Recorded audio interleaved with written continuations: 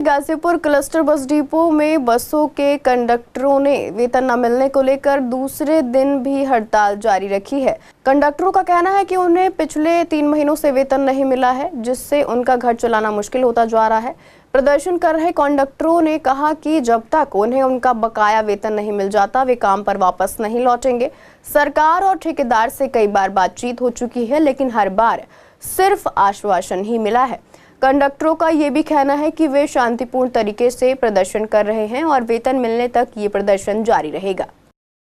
अधिकारी बोल रहे हैं कि हमारे पास कोई पैसा नहीं है और पीछे ट्रांसपोर्ट मिनिस्टर हमें पैसा नहीं दे रहा है। हमें ये नहीं पता कि तुम्हारा पैसा हम 2 दिन में देंगे, 10 दिन में देंगे, 6 महीने देंगे। हमारे पास कोई भी ऐसी इन्फॉर्मेशन नहीं है जो हम आपकी सैलरी रिलीज करें।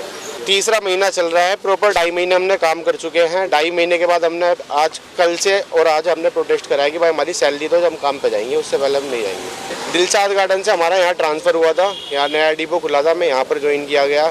सीमापुरी डिपो बंद हो गया, राजघाट बंद हो गया, किसी की सैलरी नहीं आई है। और प्लस हम तो 240 गाजीपुर के, बाकी टोटल 4000 कर्मचारी हैं जो डिम्स के अंडर काम करते हैं पैराग्रीन के थ्रू। बेरोजगार हो गए 533 बस पे जितना स्टाफ था सब बेरोजगार है। प्लस हमारी सैलरी 2.5 महीने से नहीं आई है, वो अलग है। सीधा सीधा उन्होंने कह दिया हमारा पैसा ट्रांसपोर्ट मिनिस्टर नहीं दे रहे हैं, हमारे पास कोई पैसा नहीं है और जब तक हमारे पास पैसा नहीं आएगा हम कोई पैसा रिलीज नहीं करेंगे। तुम्हारा आप 2 दिन बैठो, 10 दिन बैठो, 6 महीने बैठो, कोई पैसा नहीं है हमारे पास तुम्हारा। आगे की क्या रणनीति होगी?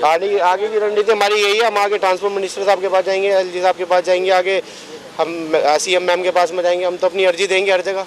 सर बहुत दिक्कतें हो रही हैं क्योंकि घर में कमाने वाला जब अकेला इंसान मैं ही हूँ घर में और मेरी सैलरी नहीं आ रही, मुझे तो बहुत दिक्कत हो रही है सर। हमारी कोई सुनवाई नहीं हो रही, आके चले जाते हैं, खड़े रहते हैं, बस सीधा सीधा ये जवाब मिलता है हमारे पास पैसे नहीं है, हम तुम्हारी सैलरी दे नहीं सकते।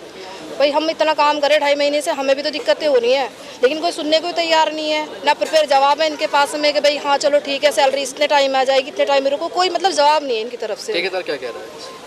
कुछ नहीं, वो तो आया ही नहीं है।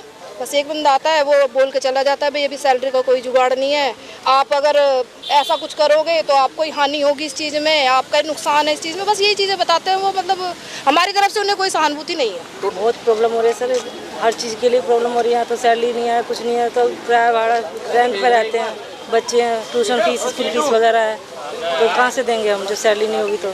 और इतना किराया मतलब सब चीज़ बहुत ज़्यादा प्रॉब्लम हो रही है सैलरी की वजह से। कितने से कितने बजे तक शिफ्ट लगती है आपकी यहाँ? 7 से 3। आश्वासन ये दे रहे हैं कि जब हमें सैलरी मिलेगी, हमें पीछे से पैसा मिलेगा तो हम तुम्हें देंगे, तुम कंटिन्यू काम करते रहो। अगर सरकार पैसा रिलीज नहीं करेगी तो उसके बाद क्या आपका रणनीति होगी, क्या कहेंगे आगे? सर पहले मैं